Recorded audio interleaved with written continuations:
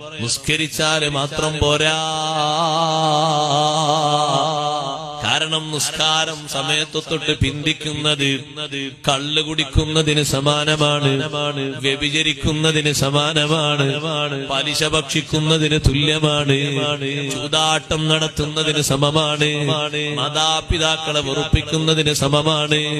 സഹോദര, അതൊക്കെ വൻകുറ്റങ്ങളായതുപോലെ ഇതും വൻകുറ്റമാ.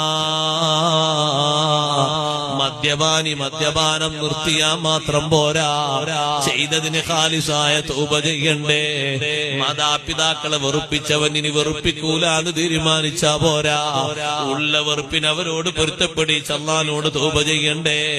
അതുപോലെ നിസ്കാരം ഒഴിഞ്ഞവൻ നിസ്കരിച്ചാല് മാത്രം പോരാ, ഖാലിസായ തൗബ ചെയ്യണേ.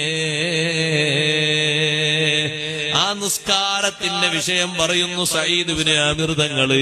എന്തൊരു ബഹുമാനമാണ്! കൊലക്കയറിന്റെ മുന്നിൽ നിസ്കരിക്കുകയാണ്. ചരിത്രത്തിൽ ആദ്യമായി തൂക്കുമരത്തിന്റെ മുന്നിൽ നിസ്കരിച്ചുകൊണ്ട് അള്ളാഹുവിനോടുള്ള ബന്ധം കാണിച്ച് മാതൃകയാക്കിയ മഹാൻ സയ്യിദുനാ ഖുബൈബ് റളിയല്ലാഹു അൻഹു ആണ്. യുവത്വം മാറിയിട്ടില്ല, യുവത്വത്തിന്റെ പ്രസരിപ്പിലാണ് തൂക്കുമരത്തിലേക്ക് ഖുബൈബ് തങ്ങളെ കയറ്റുന്നത്.